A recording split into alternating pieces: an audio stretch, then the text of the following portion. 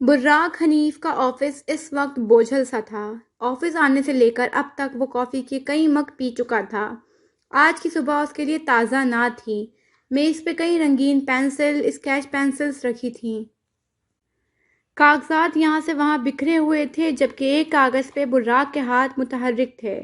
CEO होने के साथ साथ वो खुद भी एक डिज़ाइनर था, कैसम टेक्सटाइल में आधे का हिस्सेदार। अब अगर नज़र उठाकर देखो तो दीवार के सत्र के सोफे पे कोई भारी भरकम जसामत वाला आदमी बैठा नजर आएगा। यासीन लाखानी नामी वो आदमी शेजल का बॉस था। यासीन साहब, आप जानते हैं मैंने आपकी फर्म को क्यों मुंतखब किया था? वो मुनहमिक से अपने काम करता हुआ पूछ रहा था। यासीन की जबान तालू से चिपकी हुई थी। बुर्राक हनीफ बड़ा आदमी था। यहाँ छोड़ो, सारे मुल्क में लोग उसे जानते थे और इसी बुर्राक हनीफ के लिए काम करना एक एजाज़ था। मैंने सोचा नई फर्म है, मगर नई होकर भी बुलंदियों की तरफ जा रही है, तो क्यों ना मैं उसकी मदद कर दूं।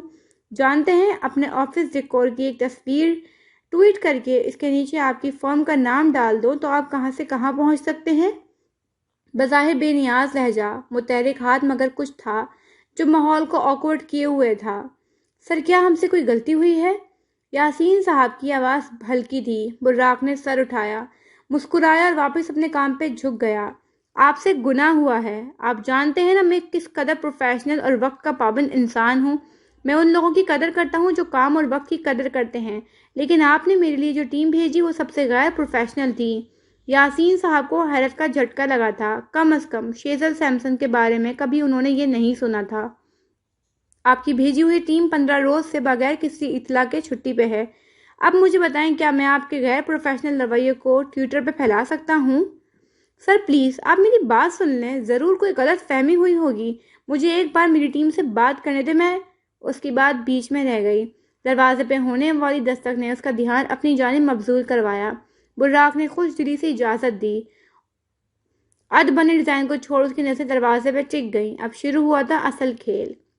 मखमली सिया काफ्तान के साथ सुर्ख रंग का स्टॉल लिए, बालों को क्लिप लगाकर बैंग्स आगे रखे, वो हल्के से मेकअप में आज खूबसूरत लग रही थी। गर्दन उठा रखी थी और चेहरे पे संजीदगी थी। यासीन साहब का बस न चाहता था कि उसका गला घोंट डालें। वो बगैर कोई सवाल किए आगे आई और बुर्राक ने हाथ के इशारे से उसे बैठने को कहा। मिस शेजल साहिबा, आप 15 रोज से बगैर किसी इतला के छुट्टी पे हैं। क्या आप बता सकती हैं क्यों? बॉस चबा चबा कर बोले थे। शेजल की आंखों की पुतलियां सुकड़ी। मुझे बुर्राक सर, वो जब सर सर कहती थी बुर्राक खौल उठता था। बुर्राक सर की सेक्रेटरी शाकिरा की तरफ से कॉल मौसूल हुई थी। उन्होंने ही मुझे 15 दिन की छुट्टी दी थी। आप मेरी कॉल लॉग चेक कर सकते हैं। उसने बॉस को देखा, फिर हाथ में पकड़े मोबाइल पर उंगलियां तेज तेज चलाईं। बिल आखिर एक कॉल लॉग निकाल लिया और बुर्राक के आगे किया। बुर्राक ने उसका मोबाइल लिया और कॉल लॉग आगे पीछे करने लगा। जरा देखो तो किस किस से बातें करती है।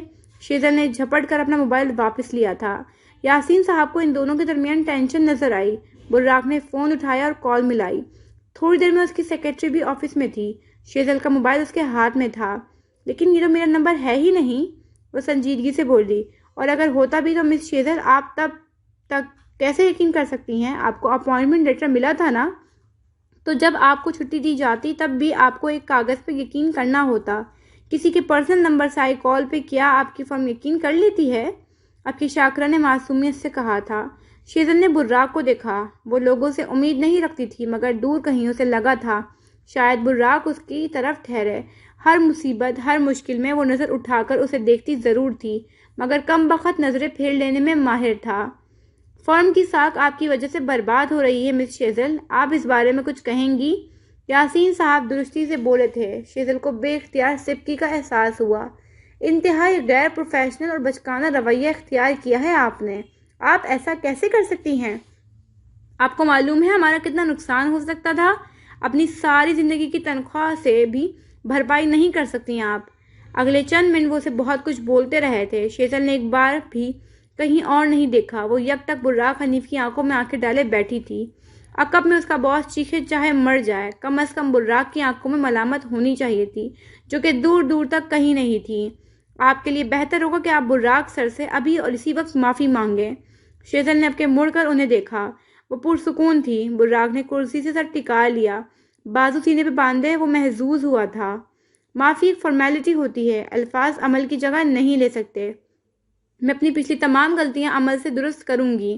براق سر کو اب میں ڈیل کے حساب سے آدھے وقت اور رقم میں کام کر کے دوں گی۔ وہ رکی، مڑ کر براق کو دیکھا۔ کیا آپ لفاظی پہ یقین رکھتے ہیں یا پھر عملی مظاہرہ؟ جس قدر پروفیشنل آپ ہیں، یقیناً آپ کو دوسرا آپشن درست لگا ہوگا، ہے نا سر؟ اس نے آنکھیں پٹ پٹائیں۔ براق کی آنکھیں مسکرائیں۔ وہ شیزل کو جانتا تھا۔ وہ اسے اپنے باس کو اور حالات کو مینیپولیٹ کر رہی تھی۔ اسے یہی تو آتا تھا۔ معافی تلافی کے بعد باس چلے گئے تو شیزل بھی اٹھ کھڑی ہوئی۔ براق نے بازو سینے پہ باندھ کر تفصیل سے اسے دیکھا۔ یقیناً اب تم پچھتا رہی ہوں گی۔ مرد سے انا کا مقابلہ نہیں کرتے شیزل سیمسن۔ میں ضرور پچھتاتی اگر میرا مقابلہ ایک مرد سے ہوتا۔ وہ مسکرا کر بولی، جبکہ براق نے ہاتھ کی مٹھیاں بھینچ لی تھیں۔ چہرہ ایک پل میں سرخ پڑا۔ تمہیں مجھ سے معافی مانگنی ہوگی، وہ ایک ایک لفظ پہ زور دے کر بولا۔ لیکن 5 منٹ قبل میں نے جو اپنی آدھی پیمنٹ تمہیں عطیہ کر دی، اس کا کیا؟ براق اٹھ کھڑا ہوا، اپنی جگہ سے گھوم کر اس کے سامنے آیا۔ تمہیں آخر غرور کس بات کا ہے؟ شیزل چند لمحے اس کی آنکھوں میں دیکھتی رہی، کچھ ملامت کرنے کو لب کھولے پھر بند کر دیے۔ وہ جانتی تھی آفس جا کر باس اسے ایک بار پھر ذلیل کریں گے۔ وجہ براق حنیف ہوگا۔ میرے ورکنگ آورز ختم ہو چکے ہیں، مجھے چلنا چاہیے، سپاٹ انداز میں کہتی وہ باہر نکل گئی۔ وہ شدید ہرٹ اور ڈسٹرب تھی، آنکھیں نم ہوئی تھی، مگر وہ چلتی گئی۔ اس کی پروفیشنل زندگی میں آج تک اتنی سبکی نہیں ہوئی تھی۔ یہ ملامت بھی براق کے نام۔ اپنے کمرے میں بالکنی کی ریلنگ سے ٹیک لگائے بیٹھی زینیا کے ارد گرد کتابیں کھلی تھیں۔ وہ ذرا سی دیر پڑھنے لگی، پھر کتاب بند کر دیتی۔ چائے پڑے پڑے برف ہو چکی تھی۔ مغرب کے ڈھلتے سائے رات کی آمد کے تھے۔ کیا سوچ رہی ہو؟ ذرا سے فاصلے پہ ریلنگ پہ ہاتھ رکھے کھڑی شیزل نے سوال کیا۔ زینیا نے گردن اٹھا کر اسے دیکھا۔ وہ چند پل خلا میں دیکھتی رہی، پھر دھیرے سے بولی، بالاش نے مجھے ایک بار بھی فون کر کے معافی نہیں مانگی۔ کیا اس کے فون کرنے سے تم معاف کر دو گی؟ شیزل ایک پل کو رکی۔ تم اسے معاف نہیں کرو گی زینب۔ تم اب بھی گریف کے ان 5 درجوں کے بیچ کہیں نہ کہیں بھٹک رہی ہو۔ کبھی تم پہ انکار غالب آ جاتا ہے، کبھی سودے بازی اور کبھی ڈپریشن۔ انسان اس بھنور سے کبھی نکل ہی نہیں سکتا۔ اس نے کافی کا لمبا گھونٹ لیا۔ تم اس سے محبت نہیں کرتی تھی نا؟ لیکن تم اسے اپنا ڈھیر سارا سونا اٹھا کر دے دیا، حالانکہ تم اپنے باپ کے لیے بھی اتنی ایفرٹس نہیں کرتی۔ پھر اس کے لیے کیوں؟ چند لمحے زینیا کچھ نہ بولی، پھر کافی دیر بعد اس کی آواز سنائی دی، میرے اماں اور ابا کی شادی ایک ٹریجڈی تھی۔ میں ہمیشہ سوچتی تھی جو غلطیاں میری اماں نے کی ہیں میں نہیں دہراؤں گی۔ اماں نے کبھی ابا کو نہیں بتایا کہ وہ ان سے محبت کرتی ہیں۔ وہ رک گئی۔ یہ حصہ وہ کسی انسان پہ نہیں کھولتی تھی، مگر ٹراما انسان کو اس کے کھول سے باہر نکال آتا ہے۔ میں نے سوچا تھا پلاش ساری عمر میرے آگے پیچھے رہا ہے۔ اس کے دل میں ہمیشہ سے یہ بات تھی کہ میں اس سے اعلیٰ ہوں۔ میرے لیے ایفرٹس وہی کرتا تھا۔ مرد ہو یا عورت، یک طرفہ کوششوں سے تھک جاتا ہے۔ میں بالاش کو بتانا چاہتی تھی کہ میں اس کے ساتھ ہوں۔ اس کے مسائل میرے مسائل ہیں، ہم دونوں ایک ہیں۔ یعنی یہ سب بس اس کی نظروں میں آنے کے لیے تھا؟ زینیا نے نفی میں سر ہلایا۔ میں نہیں جانتے کیسے، مگر نکاح نے میرے دل پہ اثر کیا تھا۔ میں اس سے محبت نہیں کر سکی، مگر مجھے اس کی تکلیف بری لگتی تھی۔ میں چاہتی تھی میرا شوہر اونچا رہے، خوش رہے، مجھے پسند کرتا رہے۔ آج میں یہ بات مانتی ہوں کہ نکاح دل پہ تاثیر چھوڑتا ہے۔ اس نے گردن جھکا دی۔ دل میں نرم گوشے اسے ہمیشہ خوف زدہ کرتے تھے۔ ایک بات بتاؤ، تمہیں وجدان ملتے ہیں نا؟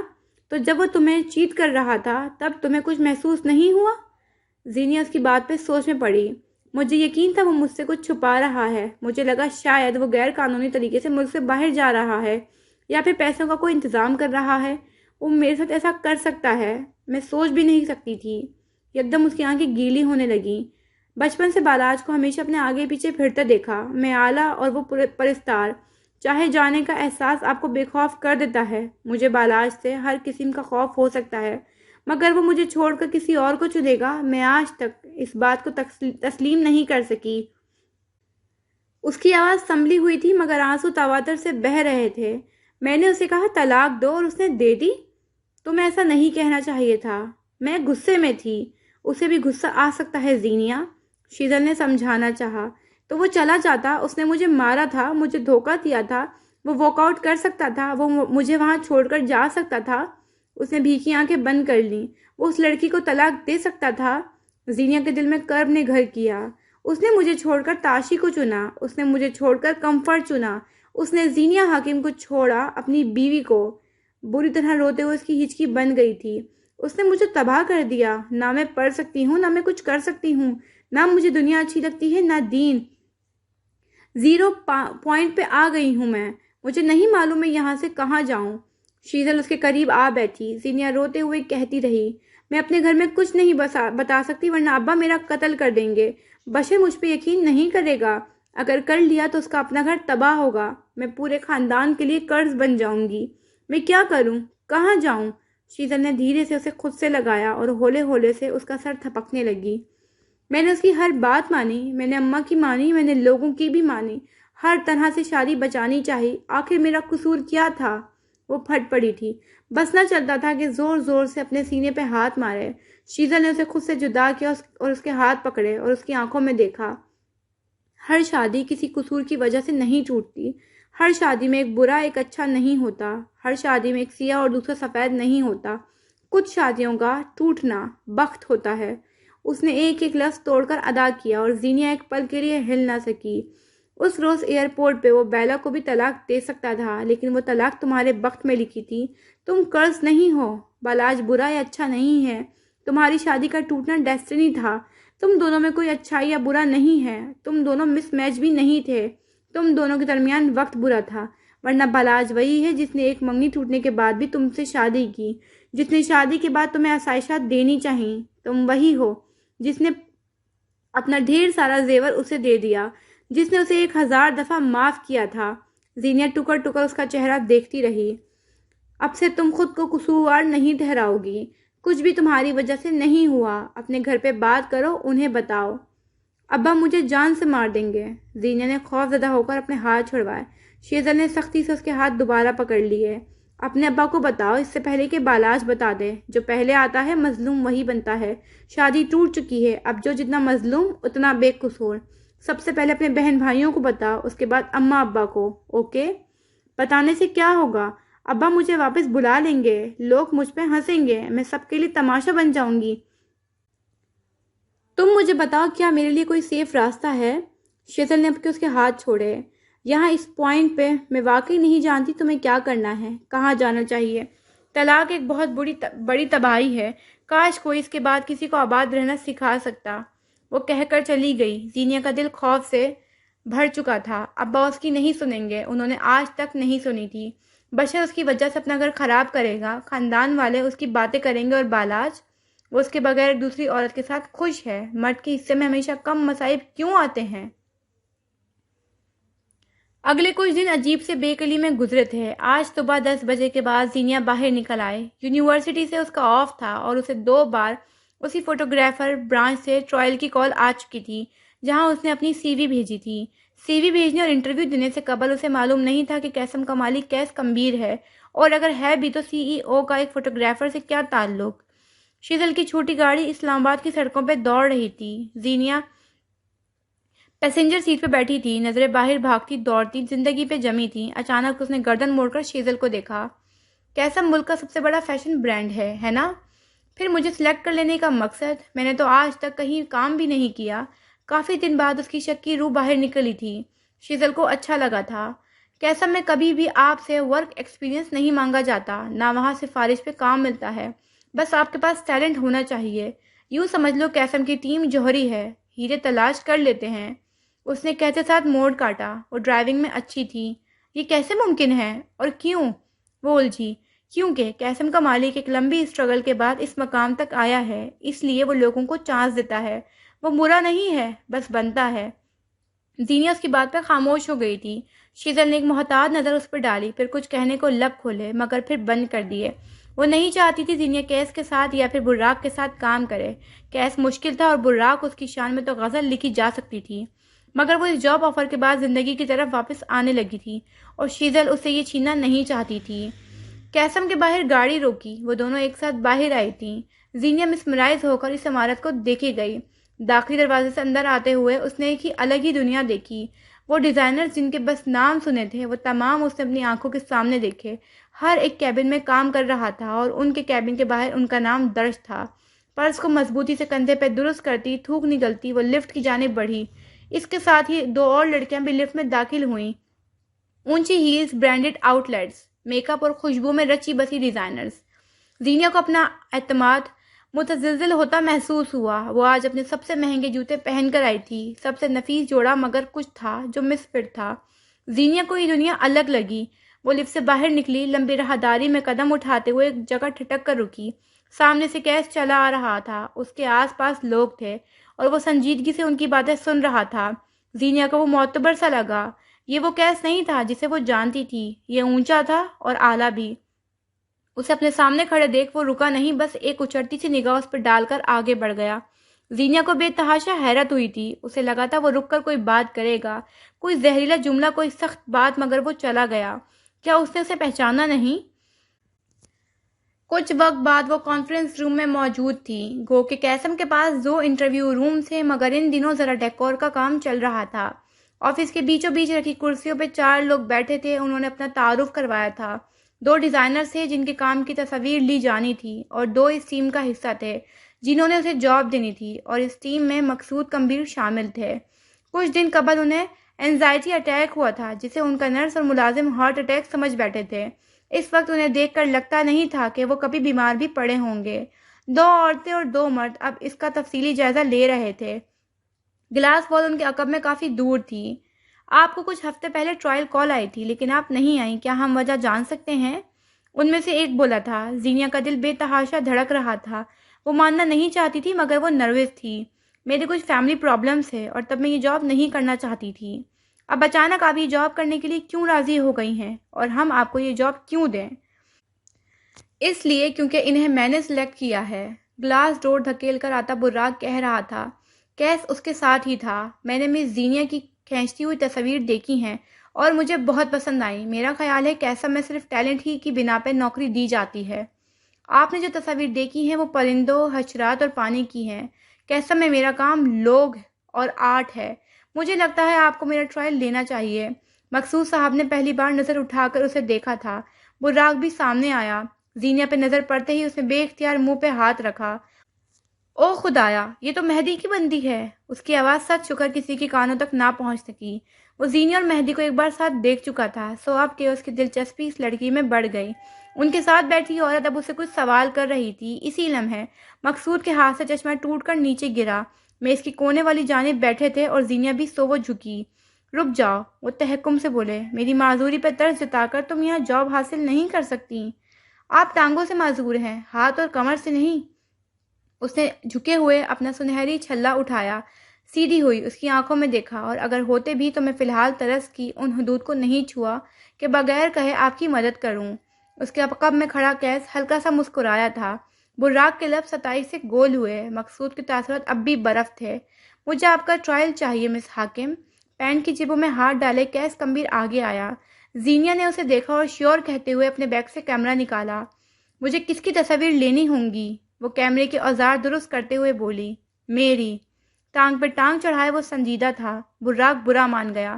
پہلی تصاویر اس کی لی جانی چاہیے تھی۔ زینیا نے کیمرہ آنکھ کے آگے کیا، کلک کرنا چاہا، مگر یہ پکچر پرفیکٹ کیس نہیں تھا۔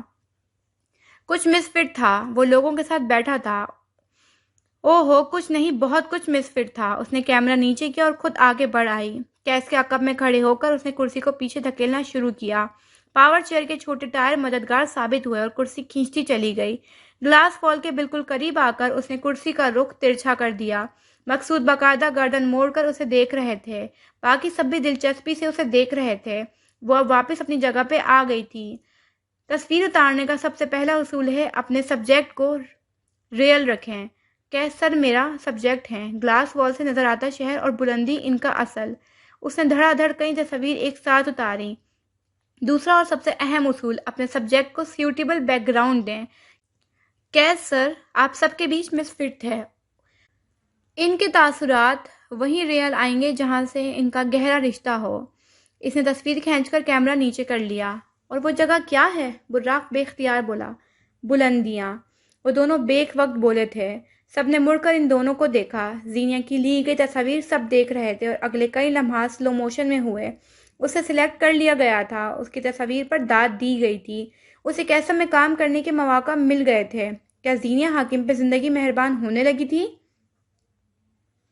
قیسم سے واپسی پہ وہ پارک چلی آئی تھی۔ دل کا ایک کونا خوش تھا مگر اداس کونا غالب تھا۔ بینچ اور یہ پارک اس کا کمفرٹ بنتا جا رہا تھا۔ دفعتاً اس کا موبائل تھر تھر آیا۔ زینیا بری طرح چونکی تھی۔ ہر آہٹ، ہر فون کال اسے ڈرا دیتی تھی۔ بلاج کی واپسی کا خیال پختہ ہونے لگا تھا۔ ویئرڈو کالنگ کے الفاظ جگمگائے تو اس نے فون کان سے لگا لیا۔ کیا ہم تھوڑی دیر کے لیے مل سکتے ہیں؟ نہ سلام، نہ دعا، نہ تمہید، وہ سیدھا مدعے پہ آیا تھا۔ میں ہاسٹل کے پاس پارک میں ہوں، سپاٹ انداز میں کہہ کر اس نے کال ختم کر دی۔ تھوڑی دیر بعد سرمئی سویٹر کے ساتھ سیاہ پینٹ پہنے وہ دور سے آتا دکھائی دیا۔ کیا تم ٹھیک ہو؟ اس کے قریب رک کر نرمی سے پوچھا۔ میری طلاق کی وجہ پوچھنے آئے ہیں تو نہیں بتاؤں گی۔ تسلی اور دلاسے کی مجھے ضرورت نہیں۔ ہاں البتہ تم ٹھیک ہو زینیا حاکم؟ اس نے دہرایا۔ زینیا نے لب بھینچ لیے، رخ موڑ لیا۔ مہدی اس سے فاصلے پہ بینچ کے دوسرے سرے پہ بیٹھ گیا۔ میں یہ نہیں کہوں گا کہ میں تمہیں سمجھ سکتا ہوں۔ میں یہ بھی نہیں کہوں گا کہ بھول جاؤ، آگے بڑھو۔ میں تمہیں کوئی مشورہ نہیں دوں گا کیونکہ میں تمہاری جگہ پہ نہیں ہوں۔ میں بس تم سے پوچھوں گا، ٹھیک ہو زینیا حاکم؟ ٹھیک ہونا کیا ہوتا ہے؟ زینیا نے گردن موڑ کر اسے دیکھا تھا۔ کوئی ایک غم تمہاری دوسری خوشی پہ حاوی نہ ہونا، یہ ٹھیک ہونا ہے۔ زینیا سن رہ گئی۔ وہ اسے اتنے اچھے سے جان گیا تھا کیا؟ اپنے مسائل اس انسان کے ساتھ بانٹنا جس کے پاس واقعی حل ہوگا، جس نے ہمیشہ حل دیے ہیں، یہ ہوتا ہے ٹھیک ہونا۔ اس کی آنکھوں کے آگے بشر کا چہرہ تھا، اس کا بھائی، اس کا دوست۔ ہونی سے ڈرنا اور اس ڈر کی وجہ سے اپنے ساتھ ہوا ظلم چھپا لینا۔ جانتی ہو نا جھوٹ کیا کیا تباہ کر سکتا ہے؟ کیا وہ جانتا تھا زینیا نے اپنے گھر پہ کچھ نہیں بتایا؟ مجھے اسے چھپانا ہوگا کیونکہ اس کے بعد میری موت آئے گی۔ آج کے زمانے میں طلاق عام ہو چکی ہے، تم اتنا کیوں ڈر رہی ہو؟ زمانہ بدل چکا ہے۔ ٹویٹر اور انسٹاگرام والوں کے لیے بدلا ہوگا، ہمارے لیے طلاق آج بھی قرض ہے۔ ہمارے یہاں طلاق ایک لڑکی کو نہیں پورے خاندان کو ہوتی ہے۔ اس کی آنکھیں سرخ ہونے لگی تھیں، ہاتھوں کی نسیں پھول گئیں۔ میری ٹراما اور انسیکیورٹیز کی ماری بہن کا رشتہ ٹوٹ جائے گا، کیا پتہ وہ پہلے ہی اس رشتے سے ناخوش ہو۔ میرا بھائی بہت مشکل سے زندگی کی طرف لوٹا ہے، میں اس کا گھر تباہ نہیں کر سکتی۔ کیا معلوم وہ اتنا میچور ہو کہ معاملہ سنبھال لینا جانتا ہو۔ زینیا خاموش ہو گئی، بحث کے لیے الفاظ نہیں رہے۔ میں تمہارے ساتھ مخلص ہوں، میں چاہوں گا تم حالات کا مقابلہ کرو کیونکہ یہی تمہارا اصل ہے۔ اس وقت تم اس کبوتر کی مانند ہو جو بلی کو دیکھ کر آنکھیں موند لیتا ہے۔ موت پھر بند آنکھوں سے گر کر بھی ہو سکتی ہے اور بلی کے کھا جانے سے بھی۔ یہ تم پہ منحصر ہے کہ اپنے لیے کون سی موت چنتی ہو۔ وہ اٹھ کھڑا ہوا، اس کی آنکھیں فکر مند تھیں۔ میں تمہارے ٹھیک ہونے کا انتظار کروں گا۔ زینیا نے آنکھیں اٹھا کر اسے دیکھا۔ فی الحال میں آپ کے یہاں سے جانے کا انتظار کر رہی ہوں۔ مہدی گردن جھکا کر ہنس پڑا۔ میں جا رہا ہوں، اب تم کچھ عرصہ مجھے دیکھ نہیں پاؤ گی۔ میری تصویر لے کر رکھو، میں چلا جاؤں تو بہت یاد آتا ہوں۔ زینیا اسے دیکھ کر رہ گئی۔ میں اسپین جا رہا ہوں، تمہارے لیے کچھ لاؤں؟ جتنے عرصے کے لیے جا رہے ہو اس سے دگنا عرصہ گزار کر آئیے گا، یہی میرا تحفہ ہے۔ مہدی دوبارہ ہنس پڑا۔ چند لمحے وہ یوں ہی کھڑا رہا، پھر آگے بڑھ گیا۔ زینیا سے جاتے ہوئے دیکھتی رہی۔ کم از کم مہدی کمبیر کے پاس جائے فرار تو تھی۔ شیشے کے اسٹوڈیو میں اس وقت کئی ڈیزائنرز جمع تھے۔ منتخب شدہ فوٹوگرافرز آج ان کی تصاویر اتار رہے تھے، کچھ ویڈیوگرافرز بھی تھے۔ زینیا ایک کونے میں بیٹھی تھی، سفید رنگ کے ٹکنوں کو چھوتی قمیض کے ساتھ چوڑی دار پاجامہ پہنے۔ سفید ہی دوپٹہ سر پہ جمع تھا، گلے اور دوپٹے کے بارڈر پہ سنہری کام ہوا تھا۔ آج کافی دنوں بعد اس کے چہرے پہ بشاشیت تھی۔ ہیل کی ٹک ٹک پہ اس نے مڑ کر دیکھا۔ حدیبیہ نواز اس کے سر پہ کھڑی تھی۔ تم قیس سر کے لیے کام کرو گی، آؤ میرے ساتھ۔ زینیا کو اپنی زندگی کی سب سے غیر متوقع بات سننے کو ملی تھی۔ وہ گہری سانس لیتی اس کے ساتھ چل دی۔ راہداریوں میں قدم اٹھاتے ہوئے اسے اندازہ ہو رہا تھا سب کچھ کتنا شاہانہ ہے۔ سربراہی آفس کے سامنے رک کر حدیبیہ نے انگلی سے نوک کیا۔ اندر سے آ جاؤ حبیب کی آواز آئی۔ زینیا کو حیرت سی ہوئی، یہ حبیب تو نہیں ہے۔ وہ دونوں اندر داخل ہوئے تو قیس گلاس وال کے سامنے کھڑا تھا، ایک ہاتھ پینٹ کی پاکٹ میں اور دوسرے میں کافی کا مگ جس سے وہ وقفے وقفے سے گھونٹ بھر رہا تھا۔ آہٹ پہ وہ مڑا، اچٹی سی نگاہ زینیا پہ ڈالی اور اپنی کرسی پر آ کر بیٹھا۔ میرا پورا چہرہ نہیں آنا چاہیے، بس سائڈ پوز کافی ہے۔ اس نے ہدایت دیتے ہوئے چہرہ کاغذات پہ جھکا دیا۔ ہاتھ میں اسکیچ پینسل تھی، میز پہ ایک چھوٹا سا سنگی مجسمہ بھی رکھا تھا۔ اطراف میں کپڑے کے ٹکڑے پڑے تھے، شاید وہ کوئی ڈریس بنانے کی پریکٹس کر رہا تھا۔ کیا تمہیں وقت ضائع کرنا پسند ہے زینیا؟ اسے اپنی جگہ منجمد کھڑا دیکھ وہ سنجیدگی سے بولا۔ زینیا ہڑبڑا کر سیدھی ہوئی۔ کیا میں صرف تمہاری تصاویر لینے والی ہوں؟ اسٹوڈیو میں کسی اور کی کیوں نہیں؟ کیس نے حیرت سے اسے دیکھا۔ اول تو تم مجھے آپ کہو، دوم مجھے یا پھر میری تصاویر میں کیا مسئلہ ہے؟ اول تو تم اپنے کانٹریکٹ کی شرط نمبر 7 پڑھو، تمہارے کوئی بھی امپلائی تمہیں آپ، تم، باس، بڑی بھائی سب بول سکتے ہیں، کوئی فارمیلٹی نہیں۔ اس نے کیمرے کے لینس کو پھونک مار کر صاف کیا۔ تمہارے تاثرات فیک ہیں، تصاویر بھی فیک آ رہی ہے۔ کیا تم اس وقت موڈ میں نہیں، یا پھر اپنا بنایا گیا ڈیزائن پسند نہیں آ رہا؟ تم بس تصاویر لو اور جا کر باقی کام کرو، میرے تاثرات کے ساتھ تمہارا کوئی تعلق نہیں ہے۔ اس نے دوبارہ گردن کاغذات پہ جھکا دی۔ آڑی ترچھی لکیریں تھیں اور تھکے تھکے سے جملے۔ زینیا نے کیمرہ آنکھ کے قریب رکھ کر ایک دو تصاویر کھینچی، مگر بے دلی سے ان کو رد کیا۔ تم اس مجسمے کو چھونا یا پھر یہ کپڑا اس کے اوپر رکھو، میں کلک کروں گی، اوکے؟ وہ دیوار سے لگ کھڑی ہوئی، سانس روک لیا، تصویر کھینچی، مگر کیوں لگتا تھا جیسے وہ انسان نہ ہو، کوئی بے جان مجسمہ ہو۔ زینیا کو بیزاری سی ہوئی۔ کیس بھی بے دلی سے پیچھے کو ہو بیٹھا۔ کیا تم میرے ساتھ کمفرٹیبل نہیں ہو کیس؟ ہم بریک لے لیتے ہیں، اگر تم کچھ پینا چاہتے ہو تو ٹھیک ہے، کافی منگوا لو۔ وہ واقعی اس طرح تصویر نہیں اتار سکتی تھی۔ تم پوری طرح ڈسٹریکٹ ہو۔ آرٹسٹ ایسا نہیں ہوتا، جب اس کے سامنے اس کا کام ہوتا ہے تب وہ اس دنیا میں نہیں ہوتا۔ وہ آگے آئی، کیمرہ کیس کے آگے کیا۔ تمہاری آنکھوں میں چمک نہیں، یعنی تمہیں یہ کام نہیں پسند، تمہارے جبڑے بھینچے ہوئے ہیں، یہ آرٹسٹ اسٹائل نہیں ہے، تمہارے ہاتھوں کی حرکت بے جان ہے، جیسے تمہارے ساتھ زبردستی کی جا رہی ہے۔ کیس بٹن دباتے ہوئے ایک ایک تصویر آگے کرتا جا رہا تھا۔ اس کے تاثرات بگڑتے جا رہے تھے۔ کیا تمہارا آرٹ بلاک ہے؟ 3 ماہ سے وہ اس بلاک کا شکار تھا، اور اس لڑکی نے 3 منٹ میں کھوج لیا۔ کیس کا دل اتنی شدت سے دھڑکا تھا جس کی کوئی حد نہیں۔ وہ اپنے راز کھوج لیے جانے سے ڈرتا تھا۔ تم جاؤ، ہم یہ کام پھر کبھی کر لیں گے۔ اس نے دانستن صفحات یہاں سے وہاں کرنے شروع کر دیے۔ اس کی انگلیوں میں لرزش تھی۔ زینیا کھڑی رہی۔ بلاک 2 طرح کا ہوتا ہے، ایک جس میں آپ مسلسل ایک ہی چیز بنا کر یا لکھ لکھ کر تھک گئے ہوتے ہیں اور آپ کو کچھ مختلف کرنا ہوتا ہے۔ وہ دراز الٹ پلٹ رہا تھا، گویا اسے زینیا کے بولنے سے فرق نہیں پڑتا تھا۔ دوسرا، آپ واقعی تھک چکے ہوتے ہیں اور آپ کو آرام چاہیے ہوتا ہے۔ یاد کرنے کی کوشش کرو، تمہیں آرام چاہیے یا بدلاؤ؟ اس کے ہاتھوں کی رفتار سست ہوئی۔ اسے بے اختیار وہ سرخ گاؤن یاد آیا، گلے میں گلٹی سی ابھر کر معدوم ہوئی۔ ہاں، اسے بدلاؤ چاہیے تھا۔ تمہیں ایک بات سمجھ نہیں آتی؟ میں نے کہا ہے جاؤ، گیٹ لاسٹ۔ خود پہ قابو پا کر وہ برف انداز میں بولا۔ زینیا نے اپنا سامان اٹھایا اور باہر نکل گئی۔ واپسی پہ دروازہ ٹھاک کی آواز سے مارنا نہیں بولی تھی۔ گیٹ لاسٹ کا بدلہ تھا دروازہ منہ پہ مارنا۔ 2 دن بعد بارش نے آج سارے کو جل تھل کر دیا۔ سردی نے شدت اختیار کر لی۔ لوگ گرم کپڑے پہنے ہوئے اپنے کاموں کو نکل گئے۔ ایسے میں ہاسٹل کی چھت پہ کھڑی زینیا حاکم نے ایک کال ملائی تھی۔ ان 2 دنوں میں وہ خود کو ہر قسم کے حالات کے لیے تیار کر چکی تھی۔ جانتی تھی اس کی طلاق طوفان لا سکتی تھی، مگر اسے بتانا تھا، کم از کم اپنے بہن بھائیوں کو۔ آئینے کے سامنے بال بناتی، کندھے اور کان کے درمیان فون لگا کر بیٹھی کونچ حاکم کا موبائل تھر تھرایا تو اس نے زیگم کی کال بند کر کے زینیا کو کال ملائی۔ پورے 1 ماہ بعد ان کی کوئی بات ہو رہی تھی۔ تمہارا نمبر بزی آ رہا تھا۔ اتنی لمبی بات کس سے کر رہی تھی؟ مجھے چھوڑو، تم بتاؤ بالاج بھائی کیسے ہیں؟ کل رات میں نے میسج کیا تھا انہیں، کہہ رہے تھے زینی ان سے ناراض ہے، کوئی جھگڑا ہوا ہے کیا؟ ایک اور بات، ابا اسلام آباد آئے ہیں، تم ملی ان سے؟ یہ مختلف گونج تھی، اس کے لہجے میں کھنک سی تھی، جیسے وہ بہت خوش ہو۔ زینیا نے ہمت مجتمع کی، الفاظ ذہن میں ترتیب دیے۔ گونج، اگر میں اور بالاج، اگر ہم دونوں کبھی الگ ہونا چاہیں، میرا مطلب ہے اگر ہماری کبھی نہ بن سکے، تم تو ویسے بھی زیگم سے رشتے پہ راضی نہیں ہونا۔ دوسری طرف سناٹا چھا گیا۔ گونج نے اپنا دل کو رکتا محسوس کیا۔ میں زیگم سے محبت کرتی ہوں زینی۔ اس کی آواز ہلکی تھی، بے حد ہلکی۔ جس دن اس کی اور میری منگنی کو تمہاری یا بالاج کی وجہ سے کچھ ہوا، میں اپنے ہاتھوں سے اپنی جان لے لوں گی۔ زینیا کی سماعتیں سن ہو گئیں۔ جب تم مجھے یہاں چھوڑ کر گئی تھی تب سے زیگم میرے ساتھ ہے، محبت کو میرے لیے قرض نہ بنانا۔ زینیا آگے نہ سن سکی، اس نے دہل کر کال کاٹ دی۔ کونچ بار بار زیگم کو کال ملانے لگی تھی، اس کی آنکھوں سے آنسو بہنے لگے تھے۔ اسے جو محبت، جو توجہ اپنے باپ سے چاہیے تھی وہ کسی اور سے ملی، اور جس سے ملی وہ نامحرم تھا، وہ تباہی کے دہانے پہ تھی، مگر اسے نظر انداز کیے ہوئے۔ اپنے کمرے میں آئینے کے سامنے کھڑا کیس سپاٹ نظروں سے اپنا سراپا دیکھ رہا تھا۔ اس کی آنکھیں سرخ اور بوجھل تھیں۔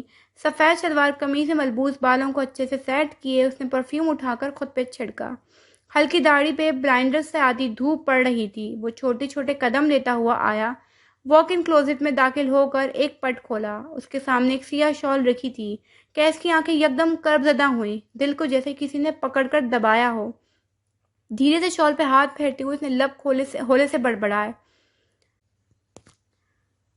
میں آپ کو بہت یاد کرتا ہوں بابا۔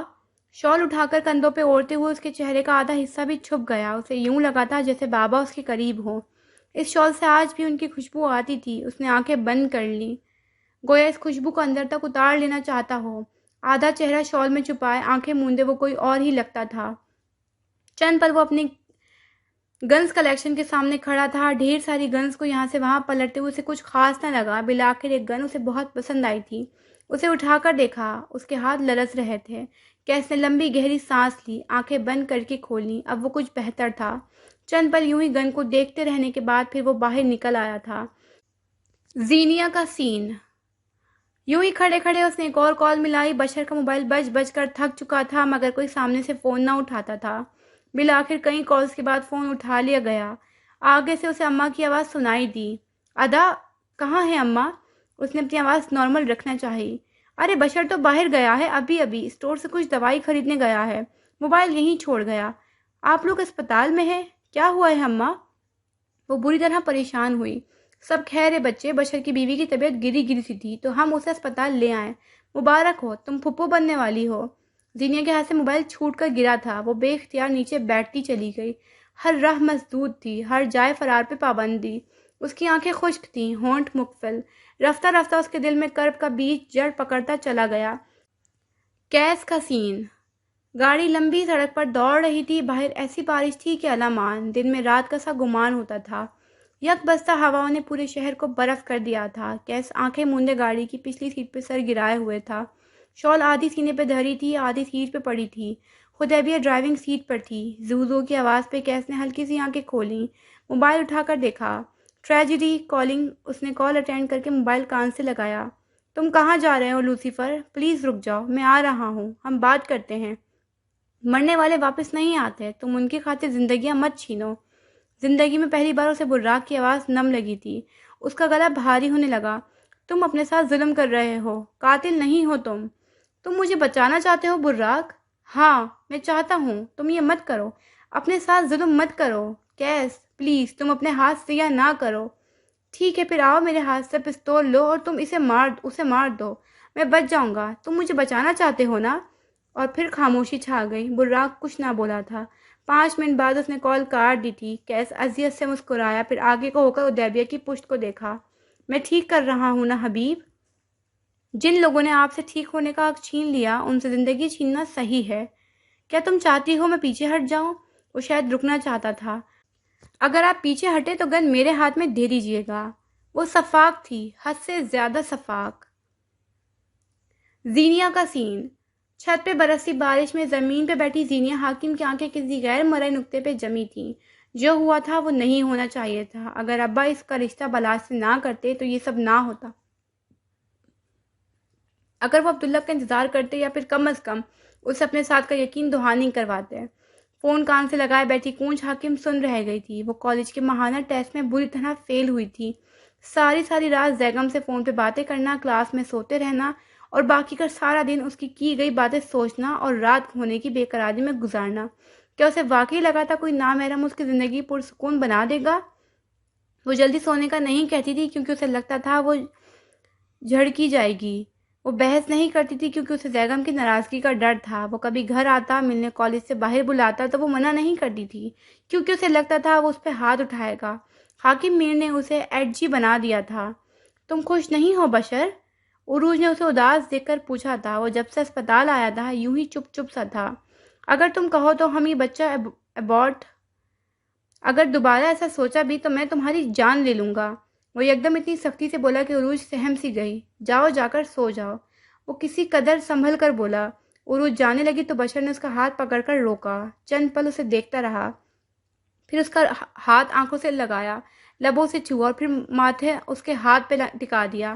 عروج کو اپنا ہاتھ گیلا محسوس ہوا مگر وہ کھڑی رہی۔ بشر کبھی کبھی تو اس کی طرف قدم بڑھاتا تھا۔ میں ناخوش نہیں ہوں، اس کی آواز گیلی تھی۔ میں ناشکر بھی نہیں ہوں، میں ڈر گیا ہوں، میں حاکم نواب جیسا نہیں بننا چاہتا۔ میں باپ بننے سے ڈرتا ہوں، وہ میرے ابا ہیں، میں ان کی عزت کرتا ہوں۔ اس نے لب بھینچ لیے، آنسو اس کی آنکھوں سے اب بھی بہہ رہے تھے۔ لیکن ابا غلط تھے، ابا نے ساری زندگی غلط فیصلے کیے۔ ہم بہن بھائیوں کو مارا، ڈرایا، محبت، توجہ نہیں دی۔ ہم اپنے فیصلے تھوپے، ابا نے ہم سب کو تباہ کیا۔ میں اپنی اولاد کے لیے ڈر گیا ہوں۔ وہ ماتھا اپنی بیوی کے ہاتھ پہ رکھے کمزور پڑ رہا تھا یا پھر مضبوط بننے کی مشق کر رہا تھا؟ مجھے ڈر لگتا ہے، ابا سے چاہے جتنی محبت کر لوں، میں ابا سے نفرت بھی کرتا ہوں۔ مجھے ڈر لگتا ہے میرے بچے مجھ سے نفرت کریں گے، مجھے حاکم نواب بننے سے ڈر لگتا ہے۔ عروج بس خاموشی سے اس کے بالوں میں ہاتھ پھیرتی رہی، کہنے کو کچھ تھا نہیں، تسلی بیکار تھی۔ گھر کا سربراہ مرد ہوتا ہے اور سربراہ کا ایک فیصلہ تباہ بھی کر سکتا ہے اور آباد بھی۔ حاکم نواب کے فیصلے نے ان کی اولاد کو تباہی کے دہانے پر لا کھڑا کیا ہے۔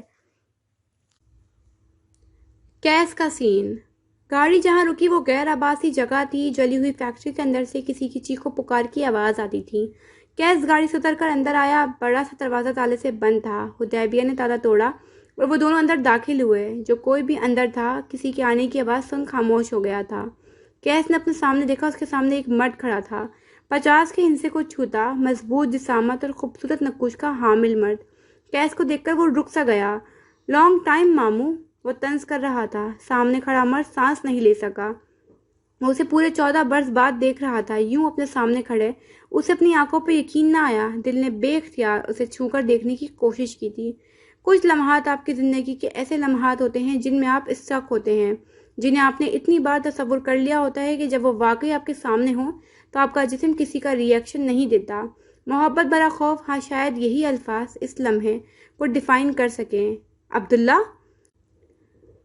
اگر یہ تم تھے تو میں سر کے بل چل کر آتا میرے بچے۔ اس کی آواز میں محبت تھی، فکر بھی اور آز بھی۔ وہ پلک جھپکے بغیر کیس کو دیکھ رہا تھا، یوں گویا پلک جھپکی تو لمحہ تحلیل ہو جائے گا۔ کیس چلتا ہوا آیا اور ایک کرسی پہ بیٹھا، ہاتھ سے آدمی کو دوسری کرسی پہ بیٹھنے کا کہا۔ آدمی مزاحمت نہیں کر رہا تھا، وہ کیس کو دیکھتے ہوئے کرسی پہ آن بیٹھا۔ کیس چند لمحے اسے دیکھتا رہا، اسے دیکھتے ہوئے اپنے باپ کا قتل یاد آتا تھا۔ آنکھیں کھول کر بند کی، سانسیں برابر کی اور ایک گن نکال کر اس کی گود میں پھینکی۔ وہ حیرت سے اسے دیکھ رہا تھا۔ اپنے اس بھانچے کے لیے تو وہ مر سکتے تھے، اس گن کی کیا ضرورت تھی؟ خالی ہاتھ نہیں ہو تم، چاہو تو مجھے مار دو۔ اس نے گود میں پڑی گن کو دیکھا، پھر کیس کو دیکھا، اس کی آنکھیں نم تھیں۔ میں نے تو تمہیں اس دن بھی زندہ چھوڑا تھا، کوئی تمہیں کیسے مار سکتا ہے؟ یوں لگتا تھا اس کے معاملے میں بے بس ہوئے۔ میں بہت شرمندہ ہوں، اس حادثے میں تمہاری ماں کولیٹرل ڈیمیج بن گئی۔ میں اسے مارنا نہیں چاہتا تھا، جیسے آج تمہیں نہیں مارنا چاہتا۔ مار نہیں سکتے تو مرنے کے لیے تیار ہو جاؤ۔ کیس نے گن اٹھا کر اس کے ماتھے پہ رکھ دی۔ آدمی بلا خوف اسے دیکھتا رہا۔ نم آنکھیں بے چین اور بے قرار تھیں، جیسے وہ چند لمحے مزید کیس کو دیکھتے رہنا چاہتے ہوں۔ مجھے ایک بار خود کو دیکھ لینے دو، یقین کر لینے دو کہ یہ تم ہو، وہ جیسے پیدا ہوتے ہی سب سے پہلے میرے ہاتھوں میں دیا گیا تھا۔ تم میرے عبداللہ ہو نا؟ ان کی آنکھوں سے آنسو چھلک پڑے۔ گود میں درا ہاتھ اٹھا کر اسے چھونے کی کوشش کی۔ کیس نے مزاحمت نہ کی۔ اس نے کیس کے توانا بازو کو چھوا، پھر بالوں کو اور پھر چہرے کو۔ یوں لگتا تھا صدیوں سے یہ ملاقات ادھوری تھی اور وہ آدمی مرنے کو تیار لگتا تھا۔ مجھ سے میری آخری خواہش نہیں پوچھو گے؟ وہ کیس کا ہاتھ کو پکڑے مسکرا رہے تھے۔ کیس نے نفی میں سر ہلایا۔ میں آخری خواہش نہیں پوچھتا، مرنے والے کو خواہش کا حق نہیں ہوتا۔ حالانکہ تمہیں یہ خوف ہے کہ اگر کسی نے آخری خواہش میں زندگی مانگ لی تو تم نرم پڑ جاؤ گے۔ وہ آدمی کیس کو اندر تک جانتا تھا۔ تم آج بھی اتنے ہی رحم دل ہو عبداللہ، تمہارے اندر تمہاری ماں والا نرم حصہ ہے۔ حدیبیہ نے آگے بڑھ کر اس کے چہرے پہ سیاہ کپڑا ڈالنا چاہا۔ میں کوئی مزاحمت نہیں کر رہا، میں بھاگ نہیں رہا، حملہ نہیں کر رہا۔ میری آخری خواہش ہے کہ میں تمہیں دیکھتا ہوا مرنا چاہتا ہوں۔ اس کی آواز لہجے میں کچھ تھا کہ حدیبیہ پیچھے ہٹ گئی۔ خود کو تباہی کے دہانے سے بچا لو عبداللہ۔ اس کہانی کا ہر کردار تباہی کے دہانے پہ ہے اور میرا المیہ ہے کہ میں ہوں تباہ شدہ۔ اس نے گن سامنے بیٹھے آدمی کے منہ پہ ڈال دی۔ وہ جانتا تھا فائر اندر کی طرف ہوا تو کیا نقصان ہوگا، فائر دوسری طرف ہوا تو جسم مفلوج ہوگا، مگر وہ ایسی جگہ جانتا تھا جہاں سے گولی سیدھا حرام مغز کو اثر انداز کرتی۔ وہ چند لمحے اس مرد کی آنکھوں میں دیکھتا رہا۔ مرد نے ایک پل کو بھی آنکھیں نہ جھپکائیں۔ وہ بلا خوف و خطر کس جرأت مندی اور محبت سے اسے دیکھ رہا تھا۔ یہ دنیا کا پہلا قتل تھا جس میں مقتول نے قاتل کا ہاتھ تھام رکھا تھا۔ ٹریگر دبایا گیا۔ آدمی کے سر کا پچھلا حصہ پھٹ کر دور جا گرا۔ مگس کے لوتھڑے گوشت کے ٹکڑے یہاں سے وہاں بکھر گئے۔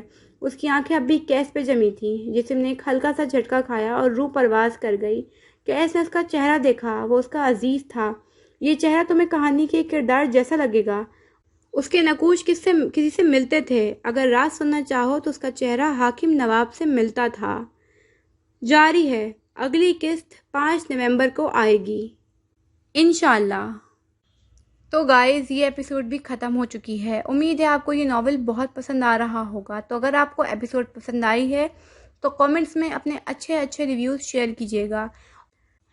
اگر میں اپنی رائے آپ لوگوں کے ساتھ شیئر کروں تو مجھے یہ ایپیسوڈ پرسنلی بہت اچھی لگی۔ سارے ایپیسوڈز کی طرح اس کے ساری ایپیسوڈز اب تک بہت اچھی اور بہت شاندار تھیں۔ ایون اینڈنگ بھی بہت زیادہ اچھی ہوئی ہے، مطلب اب نیکسٹ ایپیسوڈ کا انتظار رہے گا۔ خیر ایپیسوڈ کافی اچھی آئی جس میں زینیا کی طلاق ہوئی، اور مطلب زینیا والے سینس تو بہت ہارٹ رینچنگ سین تھے اور کافی ایموشنل بھی۔ اس کے علاوہ میں اس بات سے بہت زیادہ خوش ہوں کہ فائنلی زینیا کی جاب ہو گئی ہے قیسم میں۔ تو فائنلی ہمارے ہیرو ہیروئن جو ہے ایک ساتھ کام کرنے والے ہیں۔ تو guys I am so excited. تو گائز اگر آپ کو یہ ایپیسوڈ پسند آئی ہے تو کامنٹس میں اپنی رائے ضرور بتائیے گا، اچھے ریویوز شیئر کیجیے گا، اور تو اور اپنے فیوریٹ لائنز ڈائلاگز ہمارے ساتھ لازمی شیئر کیجیے گا۔